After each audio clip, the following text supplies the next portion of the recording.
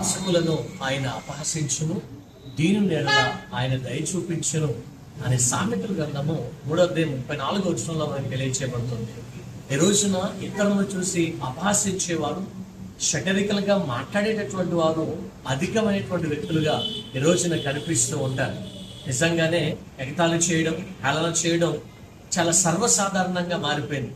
కానీ దేవునికి ఇష్టకరమైన, ప్రీతికరమైన హృదయం ఏంటంటే వినయము, విధేయత, మర్యాద, క్రమము కలిగినటువంటిది, ప్రేమను చూపించేటటువంటి తత్వం దేవునికి ఇష్టమైనటువంటి హృదయం. ఈ రోజున ఆయన అపహాసకులను అపహసించేవాడిగా ఉన్నాడు. దీని నెల ఆయన దయ చూపించి అధికమైన ఆశీర్వాదం ఇచ్చేవారిగా ఉన్నారు. ఈ రోజు నువ్వు దీనునిగా ఉంటే దీవించబడతావు, ఆశీర్వదించబడతావు. అలాంటి దీనమైన మనసు, దీనత్వంతో కూడిన మనసు దేవుడు ఇచ్చి మన జీవితాల్ని ఆశీర్వదించును గాక. ఆమేన్.